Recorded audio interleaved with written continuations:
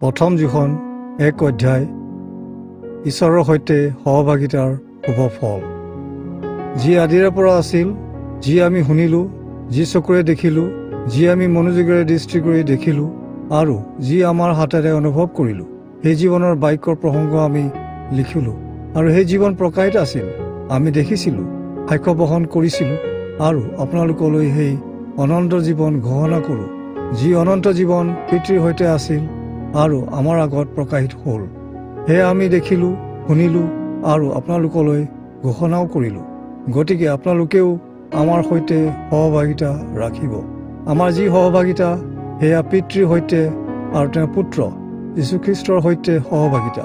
আৰু আপোনালোকৰ আনন্দ যেন সম্পূৰ্ণ হয়, সেইকাৰণে আমি এইবোৰ কথা লিখিছোঁ। আমি যি বাৰ্তা তেওঁৰ পৰা শুনি আপোনালোকৰ আগত ঘোষণা কৰিছোঁ, সেই বাৰ্তাই হ'ল ঈশ্বৰৰ পোহৰ আৰু তেওঁত আন্ধাৰ অকণমানো নাই। সেয়েহে আমি যদি তেওঁৰে সৈতে সহভাগিতাত আছোঁ বুলি কওঁ আৰু আমি আন্ধাৰত চলোঁ, তেনেহ'লে আমি মিছলীয়া আৰু সত্যৰ আচৰণ আমাৰ নাই। কিন্তু তেওঁ যেনেকৈ পোহৰত আছে, তেনেকৈ আমিও যদি পোহৰত চলোঁ, তেনেহ'লে পৰস্পৰৰ মাজত আমাৰ সহভাগিতা আছে আৰু তেওঁৰ পুত্ৰ যীশুৰ তেজে সকলো পাপৰ পৰা আমাক শুচি কৰে। আমাৰ পাপ নাই বুলি যদি কওঁ, তেনেহ'লে আমি নিজেই নিজকে ভুলাওঁ আৰু আমাৰ অন্তৰৰ সত্যতা নাই। কিন্তু আমি যদি আমাৰ পাপবোৰ স্বীকাৰ কৰোঁ, তেনেহ'লে বিশ্বাসী আৰু ধাৰ্মিক যি তেওঁ আমাৰ পাপবোৰ ক্ষমা কৰে আৰু সকলো অধৰ্মৰ পৰা আমাক শুচি কৰে। আমি পাপ কৰা নাই বুলি যদি কওঁ, তেনেহ'লে তেওঁক মিছলীয়া পাতোঁ আৰু আমাৰ অন্তৰত তেওঁৰ বাক্য নাই। প্ৰথম যোহন 2 অধ্যায়। হে মোৰ প্ৰিয় সন্তানসকল, আপোনালোকে যেন পাপ নকৰে, এই আশয়েৰে মই আপোনালোকলৈ এইবোৰ কথা লিখিছোঁ। কিন্তু কোনোৱে যদি পাপ কৰে, তথাপি পিতৃৰ আগত আমাৰ সহায় কৰিবলৈ ধাৰ্মিক যীশুখ্ৰীষ্ট আছে। তেওঁৱে আমাৰ পাপৰ প্ৰায়শ্চিত কৰোঁতা, কেৱল আমাৰেই নহয়, গোটেই জগতৰে। আৰু আমি তেওঁৰ আজ্ঞাবোৰ যদি পালন কৰোঁ, তেনেহ'লে তাৰ দ্বাৰা আমি জানিম যে তেওঁক আমি জানিলোঁ। কোনোৱে যদি কয়, মই ঈশ্বৰক জানো, কিন্তু তেওঁৰ আজ্ঞাবোৰ পালন নকৰে, তেনেহ'লে তেওঁ এজন মিছলীয়া আৰু সেই সত্য তেওঁৰ অন্তৰত নাই। কিন্তু যিজনে তেওঁৰ বাক্য পালন কৰে, তেওঁৰ অন্তৰত ঈশ্বৰৰ প্ৰেম স্বৰূপেই সিদ্ধ হ'ল। তাৰ দ্বাৰাই আমি জানো যে তেওঁত আমি আছোঁ, মই তেওঁত থাকোঁ। এইবুলি যদি কোনোৱে কয়, তেনেহ'লে যীশুৱে যেনে আচৰণ কৰিলে, তেওঁ তেনে আচৰণ কৰা উচিত। হে প্ৰিয়সকল, মই আপোনালোকলৈ কোনো নতুন আজ্ঞা লিখা নাই, কিন্তু আদিৰে পৰা আপোনালোকে যি পাই আহিছে, এনে পুৰণি আজ্ঞাকে লিখিছোঁ। আপোনালোকে আগে যি বাক্য শুনিলে, এই পুৰণি আজ্ঞা। এতিয়া মই আপোনালোকলৈ এটা নতুন আজ্ঞা লিখিছোঁ। এই কথা খ্ৰীষ্টত আৰু আপোনালোকতো সত্য হয়। কাৰণ আন্ধাৰ আঁতৰি যাব ধৰিছে আৰু সম্প্ৰীতিৰ প্ৰকৃত পোহৰ প্ৰকাশিত হৈছে। মই পোহৰতে আছোঁ, এই বুলি যি কোনোৱে নিজ ভাইক ঘৃণ কৰে, তেওঁ এতিয়ালৈকে আন্ধাৰতে আছে। যি কোনোৱে নিজ ভাইক প্ৰেম কৰে, তেওঁ পোহৰত থাকে আৰু তেওঁৰ অন্তৰত বিঘিনিজনক একো নাই। কিন্তু যি কোনোৱে নিজ ভাইক ঘৃণ কৰে, তেওঁ আন্ধাৰত আছে আৰু আন্ধাৰত ফুৰে। ক'লৈ যায় সেই বিষয়ে তেওঁ নাজানে, কাৰণ আন্ধাৰে তেওঁৰ চকু অন্ধ কৰিলে। ঐশ্বৰিক সত্যতা আৰু প্ৰেমত থিৰে থাকিবলৈ উদগনি। হে প্ৰিয় সন্তানসকল, যীশুখ্ৰীষ্টৰ নামৰ গুণে আপোনালোকৰ পাপ ক্ষমা কৰা হ'ল। এইকাৰণে মই আপোনালোকলৈ লিখিছোঁ। হে পিতৃসকল, মই আপোনালোকলৈ লিখিছোঁ, কাৰণ যিজন আৰম্ভণিৰে পৰা আছে, তেওঁক আপোনালোকে জানিলে। হে যুৱকসকল, মই তোমালোকলৈ লিখিছোঁ, কাৰণ তোমালোকে শয়তানক জয় কৰিলা। হে শিশুসকল, মই তোমালোকলৈ লিখিলোঁ, কাৰণ তোমালোকে পিতৃ ঈশ্বৰক জানিলা। হে পিতৃসকল, যিজন আদিৰে পৰা আছে, তেওঁক আপোনালোকে জানিছে। এইকাৰণে মই আপোনালোকলৈ লিখিলোঁ। হে ডেকাসকল, তোমালোক বলৱন্ত আৰু ঈশ্বৰৰ বাক্য তোমালোকৰ অন্তৰত আছে আৰু তোমালোকে শয়তানক জয় কৰিছা। এইকাৰণে মই তোমালোকলৈ লিখিলোঁ, আপোনালোকে জগতক বা জগতত থকা বিষয়বোৰক প্ৰেম নকৰিব। কোনোৱে যদি জগতক প্ৰেম কৰে, তেনেহ'লে পিতৃ ঈশ্বৰৰ প্ৰেম তেওঁৰ অন্তৰত নাই। কিয়নো জগতত যিবোৰ আছে, অৰ্থাৎ মাংসৰ অভিলাষ, চকুৰ অভিলাষ আৰু জীৱনকালৰ অহংকাৰ, এইবোৰ পিতৃ ঈশ্বৰৰ পৰা উৎপন্ন নহয়, জগতৰ পৰাহে হয়। জগত আৰু জগতৰ কামনা বাসনা শেষ হৈ গুচি যাব ধৰিছে, কিন্তু যিজনে ঈশ্বৰৰ ইচ্ছা পালন কৰে তেওঁ চিৰকাললৈকে থাকে। এই শিশুসকল শেষকাল উপস্থিত হৈছে আৰু খ্ৰীষ্টৰ শত্ৰু আহিব লাগিছে। এই যি কথা তোমালোকে শুনিলা, সেইদৰে এতিয়াই অনেক খ্ৰীষ্টৰ শত্ৰু আহিল। ইয়াৰ দ্বাৰা আমি জানো যে শেষকাল উপস্থিত হৈছে। খ্ৰীষ্টৰ এই শত্ৰুবোৰ আমাৰ মাজৰ পৰা ওলাই গ'ল, কিন্তু আমাৰ সম্বন্ধীয় নাছিল, কিয়নো আমাৰ সম্বন্ধীয় হোৱা হ'লে আমাৰ লগতে থাকিলেহেঁতেন। কিন্তু তেওঁলোক প্ৰকাশিত হ'বলৈ, অৰ্থাৎ তেওঁলোক যে আমাৰ সম্বন্ধীয় নহয়, এই বিষয়ে প্ৰকাশিত হ'বলৈ তেওঁলোক ওলাই গ'ল। কিন্তু আপোনালোকে পবিত্ৰজনৰ পৰা অভিষেক পাইছে আৰু আপোনালোকে সত্যক জানে। আপোনালোকে সত্যক নাজানে বুলি যে মই এইবোৰ আপোনালোকলৈ লিখিছোঁ এনে নহয়, কিন্তু আপোনালোকে সত্যক আৰু সত্যত যে কোনো মিছা নাই এই বিষয়েও জানিছে, কাৰণেহে মই লিখিলোঁ। যীশু সেই অভিষিক্ত জন বুলি যিজনে অস্বীকাৰ কৰে, তেওঁৰ বাহিৰে প্ৰকৃত মিছলীয়া আন কোন আছে? সেইজনে খ্ৰীষ্টৰ শত্ৰু। তেওঁ পিতৃ আৰু পুত্ৰকো অস্বীকাৰ কৰে। যিজনে পুত্ৰক অস্বীকাৰ কৰে তেওঁ পিতৃক পোৱা নাই, কিন্তু যিজনে পুত্ৰক স্বীকাৰ কৰে তেওঁ পিতৃক পালে। আপোনালোকে আদিৰে পৰা যি যি শুনিলে সেয়ে আপোনালোকৰ অন্তৰত থাকক। আদিৰে পৰা শুনা সেই কথা আপোনালোকৰ অন্তৰত যদি থাকে, তেনেহ'লে আপোনালোকে পুত্ৰত আৰু পিতৃত থাকিব। আৰু এই আমাৰ আগত কৰা তেওঁৰ প্ৰতিশ্ৰুতিপূৰ্ণ প্ৰতিজ্ঞা, অনন্ত জীৱন। যিসকলে আপোনালোকক বিপদগামী কৰে তেওঁলোকৰ প্ৰসংগটো মই আপোনালোকলৈ এইবোৰ কথা লিখিলোঁ, আৰু তেওঁৰ পৰা গ্ৰহণ কৰা অভিষেক আপোনালোকৰ অন্তৰত থকাত আপোনালোকক আন কোনোবাই শিক্ষা দিয়াৰ প্ৰয়োজন নাই। কিন্তু তেওঁ সেই অভিষেকে যেনেকৈ সকলো বিষয়তে আপোনালোকক শিক্ষা দি আছে, আৰু সেই অভিষেক সত্য, মিছা নহয়, আৰু আপোনালোকে সেই শিক্ষাৰে তেওঁতে থাকক। আৰু এতিয়া হে মোৰ প্ৰিয় সন্তানসকল, আপোনালোকে তেওঁত থাকক। তেওঁ প্ৰকাশিত হ'লে আমি সখীয়াল হ'ম আৰু তেওঁৰ আগমনৰ সময়ত তেওঁৰ সন্মুখত লজ্জিত নহ'ম। যদি আপোনালোকে জানিছে যে তেওঁ ধাৰ্মিক, তেনেহ'লে ধাৰ্মিকতাপূৰ্ণ আচৰণ কৰা প্ৰতিজন যে তেওঁৰ পৰা জন্ম পোৱা হয় ইয়াকো আপোনালোকে জানিব। প্ৰথম যোহন 3 অধ্যায়। ঈশ্বৰৰ প্ৰেম, ঈশ্বৰৰ প্ৰতি প্ৰেম। ভাবি চাওক, পিতৃ ঈশ্বৰে আমাক কেনে প্ৰেম প্ৰদান কৰিলে। আমি যেন ঈশ্বৰৰ সন্তান বুলি অভিহিত হওঁ, আৰু আমি হৈছোঁ। সেইবাবে জগতৰ মানুহে আমাক নাজানে, কাৰণ জগতে তেওঁক নাজানিলে। সেই প্ৰিয়সকল, এতিয়া আমি ঈশ্বৰৰ সন্তান, কিন্তু পাছত কি হ'ম সেয়ে এতিয়ালৈকে প্ৰকাশিত হোৱা নাই। কিন্তু আমি জানো যে খ্ৰীষ্ট যেতিয়া প্ৰকাশিত হ'ব, তেতিয়া আমি তেওঁৰ নিচিনাই হ'ম। তেওঁ যেনেকুৱা আছে তেনেকুৱাই তেওঁক দেখিম। আৰু তেওঁৰ ওপৰত যি ব্যক্তিৰ এনে আশা বা আত্মবিশ্বাস আছে, তেওঁ তেনে সূচী, তেওঁ তেনেকৈ নিজকে সূচী কৰে। যিকোনোৱে পাপ আচৰণ কৰে তেওঁ বিধান লংঘন কৰে, আৰু বিধান লংঘন কৰাই পাপ। আপোনালোকে জানে যে পাপ দূৰ কৰিবলৈ তেওঁ প্ৰকাশিত হ'ল, আৰু তেওঁত কোনো পাপ নাই। যিকোনোৱে তেওঁত থাকে তেওঁ পাপ নকৰে। যিকোনোৱে পাপ কৰে তেওঁ তেওঁক দেখা নাই আৰু জনাও নাই। সেই প্ৰিয় সন্তানসকল, আপোনালোকক ভুলাবলৈ কাকো নিদিব। যিকোনোৱে ধাৰ্মিকতা আচৰণ কৰে, খ্ৰীষ্ট যেনে ধাৰ্মিক তেওঁ তেনে ধাৰ্মিক হয়। যিকোনোৱে পাপ আচৰণ কৰে তেওঁ শয়তানৰ, কিয়নো শয়তানে আদিৰে পৰা পাপ কৰি আছে। শয়তানৰ কৰ্ম ধ্বংস কৰিবৰ কাৰণে ঈশ্বৰৰ পুত্ৰ প্ৰকাশিত হ'ল। যিজন ঈশ্বৰৰ পৰা জন্ম পোৱা হয় তেওঁ পাপ আচৰণ নকৰে, কাৰণ ঈশ্বৰৰ বীজ তেওঁৰ অন্তৰত থাকে। তেওঁ পাপ কৰিব নোৱাৰে, কাৰণ ঈশ্বৰৰ পৰা তেওঁৰ জন্ম হ'ল। ইয়াতে প্ৰকাশ পায় কোন ঈশ্বৰৰ সন্তান আৰু কোন শয়তানৰ সন্তান। যিকোনোৱে ধাৰ্মিকতাৰ আচৰণ নকৰে তেওঁ ঈশ্বৰৰ সন্তান নহয়। যিজনে নিজ ভায়েকক প্ৰেম নকৰে তেওঁ ঈশ্বৰৰ সন্তান নহয়।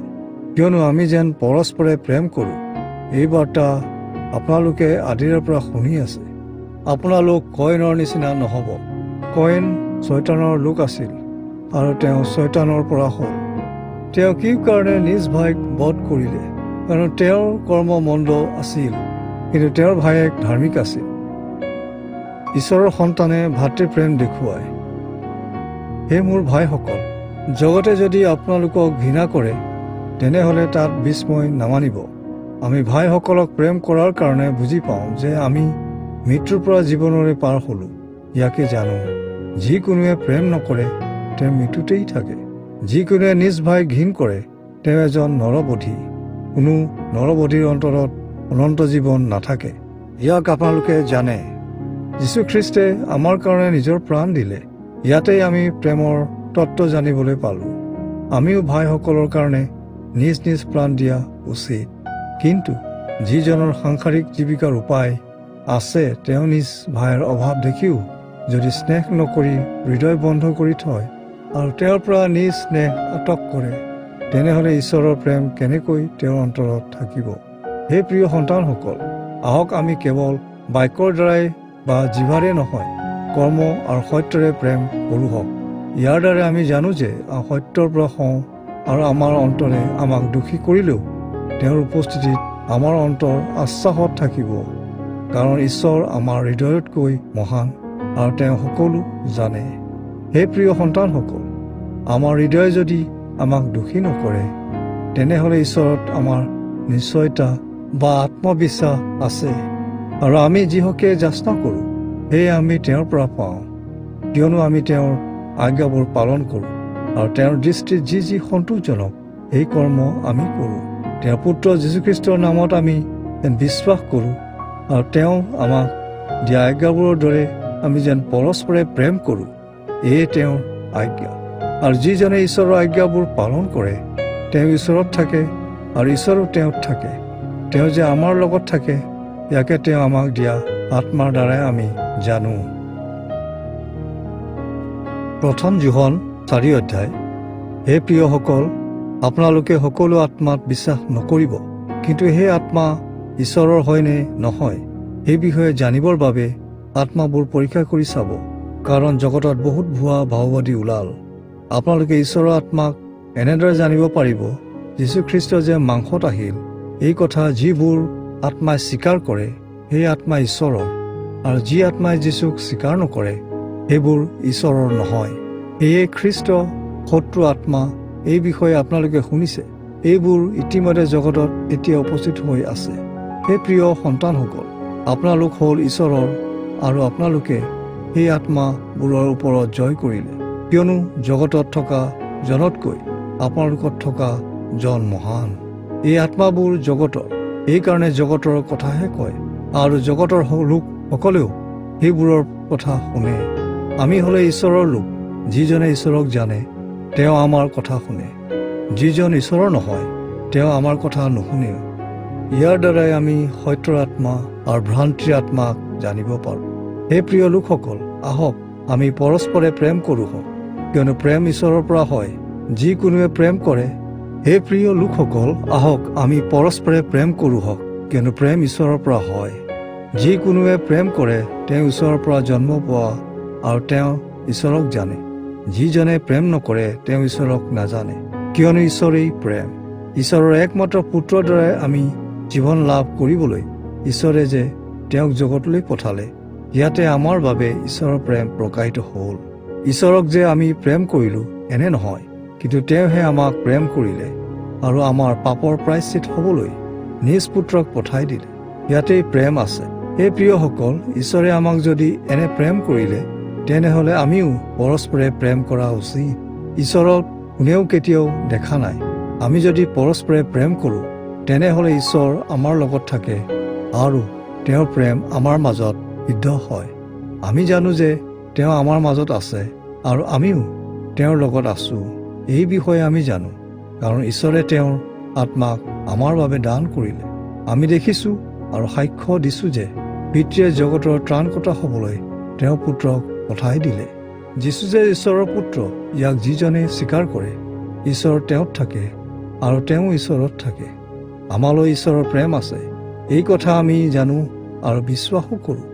ঈশ্বৰ প্ৰেম আৰু যিজন প্ৰেমত থাকে তেওঁ ঈশ্বৰত থাকে আৰু ঈশ্বৰো তেওঁ থাকে। এই প্ৰেমে আমাৰ ক্ষেত্ৰত এনেদৰে পূৰ্ণতা পালে যে আমি সুদবিচাৰৰ দিনা আত্মবিশ্বাসী হৈ থিয় হ'ব পাৰিম, কিয়নো তেওঁ যেনেকুৱা আমিও এই জগতত তেনেকুৱাই আছোঁ। প্ৰেমত ভয় নাই, কিন্তু সিদ্ধ প্ৰেমে ভয়ক দূৰ কৰে, কাৰণ ভয়ৰ সৈতে শাস্তি জড়িত থাকে। কিন্তু যিজনে ভয় কৰে তেওঁৰ প্ৰেমত হৃদয়তা লাভ কৰা নাই। আমি প্ৰেম কৰোঁ কাৰণ তেওঁই প্ৰথমে আমাক প্ৰেম কৰিলে। কোনোৱে যদি কয় মই ঈশ্বৰক প্ৰেম কৰোঁ, কিন্তু তেওঁ যদি নিজ ভাইক ঘৃণা কৰে, তেনেহ'লে তেওঁ মিছলীয়া। কিয়নো ভাইক যদি তেওঁ দেখিও প্ৰেম কৰা নাই, তেনেহ'লে যিজনক দেখা নাই এনে ঈশ্বৰক তেওঁ প্ৰেম কৰিব নোৱাৰে। যিজনে ঈশ্বৰক প্ৰেম কৰে তেওঁ আপোন ভাইকো প্ৰেম কৰক। এই আজ্ঞা আমি তেওঁৰ পৰা পালোঁ। প্ৰথম যোহন 5 অধ্যায়। বিশ্বাসৰ জয়। যীশু যে সেই অভিষিক্ত হয়, ইয়াক যিজনে বিশ্বাস কৰে তেওঁ ঈশ্বৰৰ পৰা জন্ম পোৱা। আৰু যিজনে জন্ম দিওঁতা পিতৃক প্ৰেম কৰে তেওঁ পিতৃৰ পৰা জন্ম পোৱা জনকো প্ৰেম কৰে। আমি যেতিয়া ঈশ্বৰক প্ৰেম কৰোঁ আৰু তেওঁৰ আজ্ঞা পালন কৰোঁ, তেতিয়া ঈশ্বৰৰ সন্তান সকলোকো যে প্ৰেম কৰোঁ ইয়াকে জানো। কাৰণ ঈশ্বৰে দিয়া প্ৰেমৰ অভিপ্ৰায় এয়ে, আমি যেন তেওঁৰ আজ্ঞাবোৰ পালন কৰোঁ আৰু তেওঁৰ আজ্ঞাবোৰ ববলৈ গধুৰ নহয়। যিসকল ঈশ্বৰৰ পৰা জন্ম পোৱা তেওঁলোকে জগতক জয় কৰে, আৰু জগতক জয় কৰা যি জয়, সেয়া আমাৰ যি বিশ্বাস যীশু যে ঈশ্বৰৰ পুত্ৰ হয়, ইয়াক যিজনে বিশ্বাস কৰে তেওঁৰ বাহিৰে জগতক জয় কৰোঁতা কোন? জল আৰু তেজেদি অহা জন তেওঁৱে, তেওঁ হ'ল যীশুখ্ৰীষ্ট। তেওঁ কেৱল জলেৰে নহয়, কিন্তু জল আৰু তেজ এই উভয়েৰে আহিল। এই সাক্ষ্য আত্মাই দিয়ে, কাৰণ আত্মা সত্য, আৰু সাক্ষ্য দিওঁতা তিনিটা, আত্মা, জল আৰু তেজ। এই তিনিওৰো সাক্ষ্য এক। আমি যদি মানুহবোৰৰ সাক্ষ্য গ্ৰহণ কৰোঁ, তেনেহ'লে ঈশ্বৰৰ সাক্ষ্য তাতোকৈও শ্ৰেষ্ঠ, কিয়নো এয়া ঈশ্বৰৰ সাক্ষ্য। তেওঁ নিজৰ পুত্ৰৰ বিষয়ে সাক্ষ্য দিলে। যিজনে ঈশ্বৰৰ পুত্ৰক বিশ্বাস কৰে এই সাক্ষ্য তেওঁৰ অন্তৰত থাকে। যিজনে ঈশ্বৰৰ বিশ্বাস নকৰে তেওঁ ঈশ্বৰক মিছলীয়া পাতিলে, কিয়নো নিজৰ পুত্ৰৰ বিষয়ে ঈশ্বৰে যি সাক্ষ্য দিলে সেই সাক্ষ্যত তেওঁ বিশ্বাস কৰা নাই। সেই সাক্ষ্য এই যে ঈশ্বৰে আমাক অনন্ত জীৱন দিলে, আৰু সেই জীৱন তেওঁৰ পুত্ৰত আছে। যিজনে পুত্ৰক পালে তেওঁৰ জীৱন আছে। যিজনে ঈশ্বৰৰ পুত্ৰক পোৱা নাই তেওঁ জীৱন নাই। ঈশ্বৰৰ পুত্ৰৰ নামত বিশ্বাস কৰা যি আপোনালোকৰ যে অনন্ত জীৱন আছে, সেই বিষয়ে আপোনালোকে জানিবৰ বাবে এইবোৰ কথা মই আপোনালোকলৈ লিখিলোঁ। এই বিষয়ত আমাৰ দৃঢ় আস্থা আছে যে আমি যদি তেওঁৰ ইচ্ছা অনুসাৰে তেওঁৰ ওচৰত যিকোনো বিষয় বিচাৰোঁ, তেনেহ'লে তেওঁ আমাৰ যাচনা শুনে। আৰু আমি যদি সঁচাকৈ জানো যে আমাৰ যাচনাৰ বিষয়ে তেওঁ শুনে, তেনেহ'লে আমি জানিব লাগে যে আমি তেওঁৰ ওচৰত যি বিচাৰিছোঁ সেই সকলো পালোঁ। কোনোৱে যদি নিজ ভাইক মৃত্যুজনক নোহোৱা পাপ কৰা দেখে, তেনেহ'লে তেওঁ প্ৰাৰ্থনা কৰক, আৰু ইয়াৰ যোগেদি ঈশ্বৰে মৃত্যুজনক নোহোৱা পাপ কৰা লোকক জীৱন দিব। মৃত্যুজনক পাপ আছেই, তাৰ বিষয়ে নিবেদন কৰিবলৈ মই নকওঁ। সকলো অধৰ্মই পাপ, কিন্তু মৃত্যুজনক নোহোৱা পাপো আছে। আমি জানো যে ঈশ্বৰৰ পৰা জন্ম পোৱা জনে পাপ নকৰে, কিন্তু যিজনে ঈশ্বৰৰ পৰা জন্ম পালে তেওঁ শয়তানৰ পৰা ধৰি ৰাখে, আৰু শয়তানে তেওঁক স্পৰ্শ কৰিব নোৱাৰে। আমি জানো যে আমি ঈশ্বৰৰ সন্তান হওঁ, আৰু গোটেই জগত মিছাকৈয়ে শয়তানৰ অধীনত আছে। আমি আকৌ জানো যে ঈশ্বৰৰ পুত্ৰ আহিল, আৰু তেওঁ আমাক সেই জ্ঞান দিলে। ইয়াৰ দ্বাৰা আমি জানো কোন সত্য। এতিয়া আমি এই সত্য ঈশ্বৰত আছোঁ, আৰু তেওঁৰ পুত্ৰ যীশুখ্ৰীষ্টতো আছোঁ। এই সত্য ঈশ্বৰ আৰু অনন্ত জীৱন। তেওঁৱেই সত্য ঈশ্বৰ আৰু অনন্ত জীৱন। হে প্ৰিয় সন্তানসকল, মূৰ্তিবোৰৰ পৰা নিজক দূৰৈত ৰাখক।